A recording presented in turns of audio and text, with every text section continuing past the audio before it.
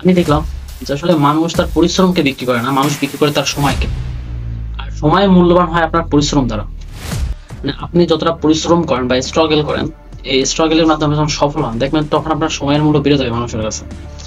Suppose ধরেন আমরা যখন টিউশনই করাই, সাপোজ এই উদাহরণ দিয়ে আপনি বুঝতে পারবো যে আসলে টাইম ইকুয়াল মানি।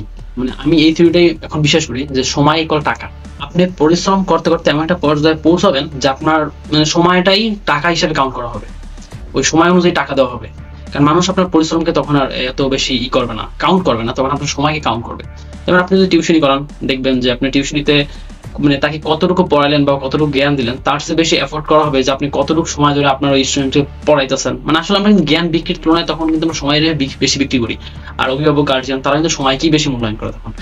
ঠিক আপনি মানে কতটুকু পরিশ্রম করতেছেন, এই পরিশ্রমের ফলাফল কিন্তু সময় দ্বারা আপনি ফেরত পাবেন। যেমন আপনি যদি বেটার মানে এমন পরিশ্রম করছেন যে লাইফ অনেক কিছু করে ফেলছেন পরিশ্রমের মাধ্যমে, তখন কিন্তু মানুষের কাছে আপনার যে সময়, আপনি যে তাদেরকে যে 1 মিনিট সময় দেন, ধরেন একজন ডাক্তার, যখন ডাক্তার হয়েছে, এমবিবিএস পড়ছে, অনেক পরিশ্রম করে তো হয়েছে, দেখা যায় যে 1 মিনিটের জন্য ঢুকছে, 1 মিনিটে বলছে আর ডাক্তার আমার এইগুলো হয়েছে, প্রেসক্রাইব করে দিচ্ছে, ভিজিট 1000 টাকা।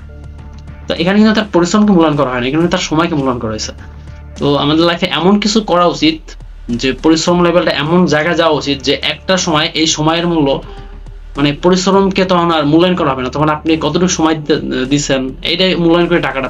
তো আমি মনে করি যে আমাদের কাজগুলো স্মার্ট ওয়েতে করা উচিত, যেন পরিশ্রম মূল্যায়নের চেয়ে তখন যেন সময়ের মূল্যটা বেশি হয়। যে মানুষের কাছে আপনি যে সময় দিচ্ছেন আপনার মানে এই সময়ের মূল্যটা যেন মানুষের কাছে অনেক অনেক বেশি হয়। যেমন আমি ডাক্তার দেখে এটা দেখি যে 1 মিনিটের জন্য ঢুকছে 1000 টাকা। তো এখানে তার পরিশ্রম না, এখানে তার সময়ের মূল্য, সময়ের মূল্য অনুযায়ী তার টাকা দেওয়া হইতেছে, অর্থাৎ টাইম ইকুয়াল মানি।